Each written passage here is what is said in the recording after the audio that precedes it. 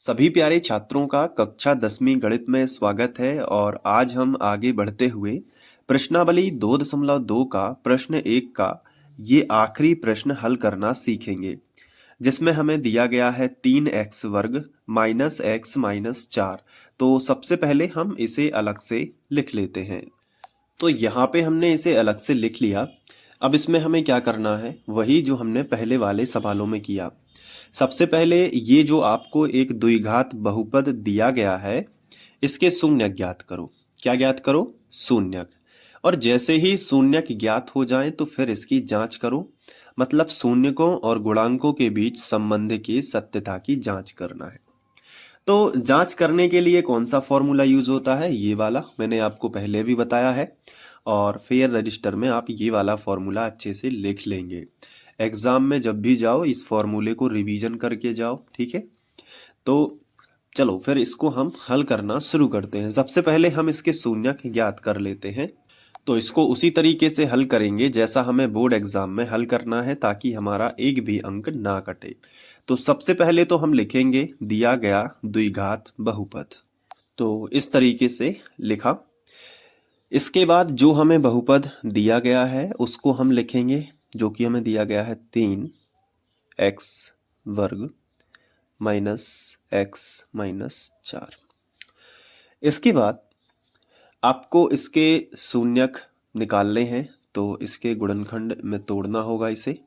तो इसका नियम है कि सबसे आखिरी वाली संख्या का गुणा x वर्ग के गुणांक में करो, यानी यहाँ पे करो। तो 4 तिया 12। तो यहाँ पे भले ही -4 लिखा है, लेकिन आपको समझ के चलना है कि यहाँ पे 12 लिखा है। तो यहाँ पे 4 तिया 12। तो अब हमें ऐसी दो संख्याएं खोजनी है जिनका गुणा 12 होता हो। तो गिने चुने एक या दो एग्जाम्पल ऐसे होते हैं, जैसे 4 तिया 12 होता है एक, तो एक होता है 6 दूनी 12, ठीक है। एक हो जाएगा 12 एकम 12। अब इसमें से हमें वो वाला ग्रुप सेलेक्ट करना है या चुनना है जिनमें जिनके जोड़ने घटाने से हमें -1 मिल जाए, क्योंकि बीच वाला पद मिलना चाहिए। x का गुणांक कुछ भी नहीं है तो 1 मान सकते हैं, तो -1 मिलना चाहिए। तो देखो 3 और 4 में ही 1 का अंतर है, बाकी इन दोनों में नहीं है। अगर 6 में से 6 और 2 में कभी भी 1 का अंतर नहीं आ सकता, चाहे आप जोड़ लो चाहे आप घटा लो। 12 और 1 में तो कभी भी नहीं आ सकता, जबकि 3 और 4 में 1 का अंतर है।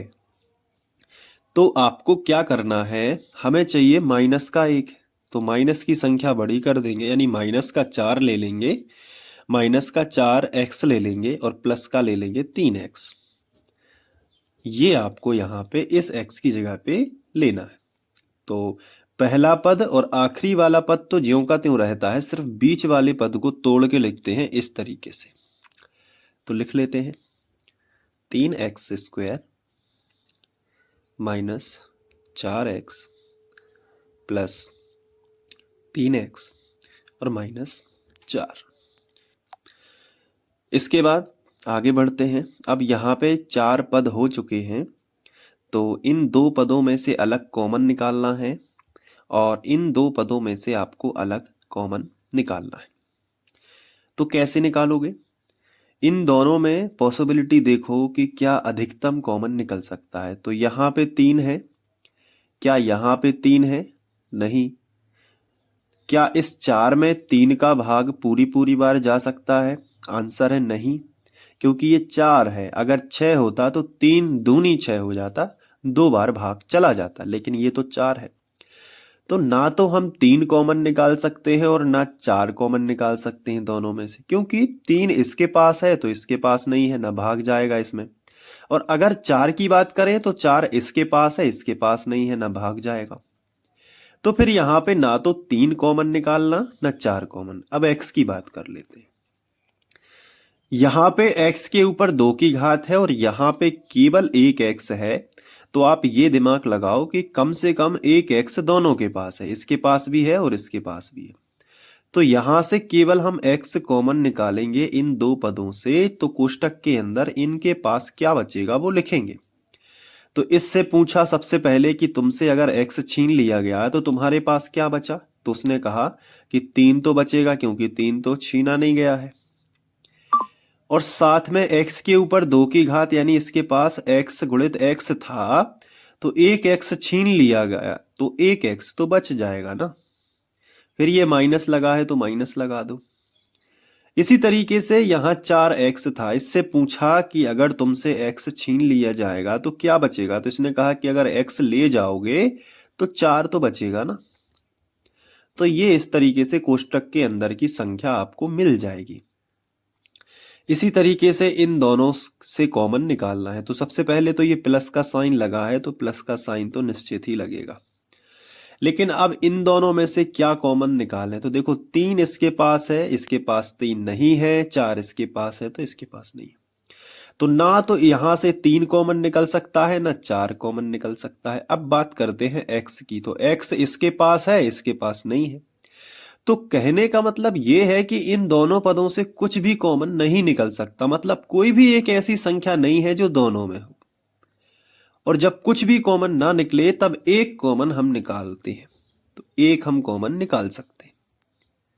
तो इन दोनों से एक कॉमन निकला, और जब भी एक कॉमन निकले तो ये ज्यों का त्यों लिखना पड़ता है 3x माइनस 4। और अगर बाई चांस माइनस का एक कॉमन निकलता तो अंदर का माइनस प्लस हो जाता, बस इतना और ध्यान रखना है। कभी भी ध्यान रखना कि अगर प्लस का एक कॉमन है तो इसमें कोई चेंजेस नहीं होंगे अंदर के चिन्हों में। लेकिन अगर माइनस का एक अगर कॉमन निकलता तो ये माइनस का प्लस में चेंज हो जाता, लेकिन फिलहाल ऐसा नहीं है। और अगर ये दो कोष्टक अगर आपके बिल्कुल बराबर आ गए, एक से आ गए, तो ये समझो कि आपका सवाल सही है, आगे बढ़ सकते हो। अब इन दोनों में से ये दो जगह लिखे हैं, इन्हें एक जगह लिख लो, या हम कह सकते हैं दोनों में से कॉमन निकाल लो। तो यहाँ पे हमने 3x माइनस 4 कॉमन निकाल लिया, तो क्या बचा x प्लस 1, जो बाहर लिखा है ना इसे कोष्टक के अंदर लिख लो, x प्लस 1। बताओ आ गया ना समझ में। इस तरीके से हमने इसके गुणनखंड निकाल दिए। अब यहां से हम शून्यक ले सकते हैं, कैसे, पहले गुणनखंड के बराबर 0 लिख लो, इसके भी बराबर 0 लिख लो। तो करते हैं, तो हम लिखेंगे कि 3x माइनस 4 बराबर 0, या x प्लस 1 बराबर 0। आगे बढ़ते हैं, ये जो माइनस का 4 है इसको इस तरफ ले आए तो प्लस का 4 हो जाएगा, तो 3x बराबर 4, या ये प्लस का जो 1 है इसको इस तरफ लेके आएंगे तो ये माइनस का 1 हो जाएगा। क्लियर। अब यहां से हमें तो केवल x का मान निकालना है, तो ये 3x के साथ में क्या करेंगे, तो ये गुणा में है तो इन्हें बटे में पहुंचा दो। तो आगे बढ़ेंगे तो x बराबर हो जाएगा 4/3, यहां पे भी x बराबर हो जाएगा -1। इस तरीके से हम यहाँ पे शून्यक निकाल पाए हैं, दो शून्यक हैं, 4/3 और -1। अब हम इसको लिखेंगे कि अतः अभीष्ट शून्यक 4/3 और -1 है। अब हम करेंगे इसकी जांच, तो हम हेडिंग लगा देंगे जांच। जांच करने के लिए हमारा ये फॉर्मूला ही रहेगा जो कि मैं हर सवाल में आपको बता चुका हूं। तो सबसे पहले शून्यकों का योग अल्फा प्लस बीटा।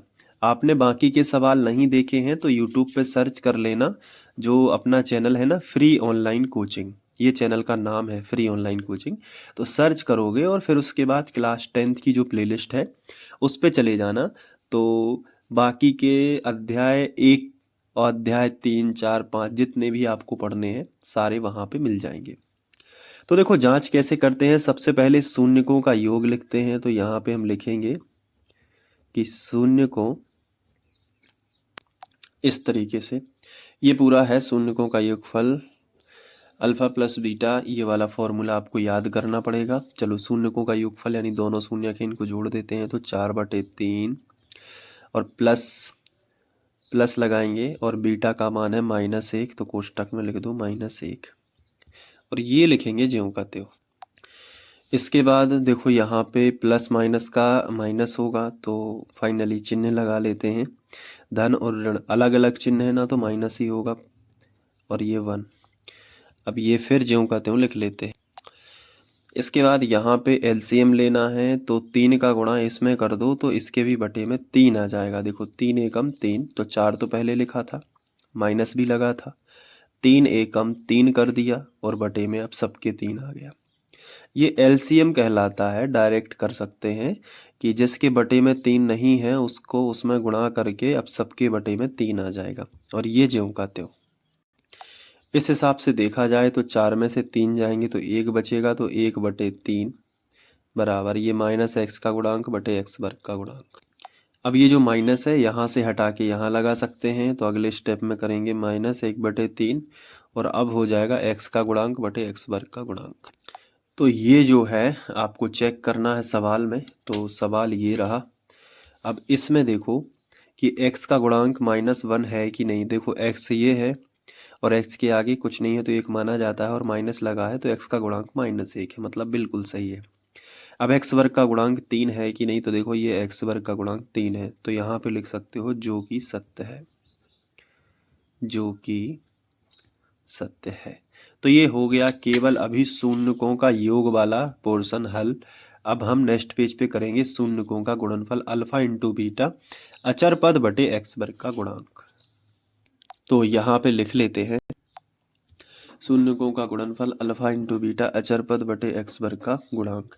अब शून्यक कौन कौन से थे, तो यहाँ पे देखो ये है शून्यक 4/3 और -1, तो ये हम ले लेते हैं, इनका गुणनफल कर देते हैं। तो यहाँ पे लिख लेना 4/3 और गुणित -1, और ये ज्यों का त्यों।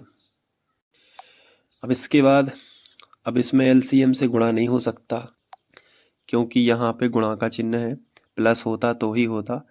तो अब गुणा का चिन्ह है तो ऊपर ऊपर का गुणा और नीचे नीचे का होता है, तो ऊपर बस ऊपर ऊपर का गुणा हो जाएगा, तो -4 एकम -4/3, और ये लिखेंगे ज्यों का त्यों। तो यहाँ पे अब सवाल में मिलाते हैं कि क्या ऐसा है कि नहीं। अचर पद -4 दिखा रहा है, जो कि अचर पद -4 है, सही है, और एक्स वर्ग का गुणांक 3 दिखा रहा है, जो कि सही है।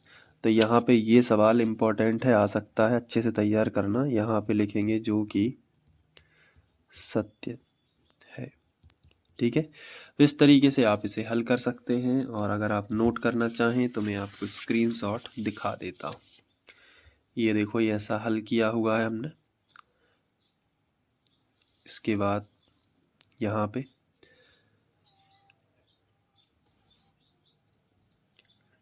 इसके बाद यहाँ पे और इसके बाद यहाँ पे। तो यहाँ पे प्रश्नावली 2.2 का पहला प्रश्न समाप्त होता है। अब इसका दूसरा प्रश्न हम करेंगे नेक्स्ट वीडियो लेक्चर में, जिसमें हमें बहुपद बनाना सीखना है, तो वो भी हम बहुत अच्छे से करेंगे। तो प्लेलिस्ट में नेक्स्ट वीडियो में मिलते हैं, और सारे वीडियोस देखने के लिए प्लेलिस्ट ही है जहाँ से आप बेहतरीन अध्ययन कर सकते हो।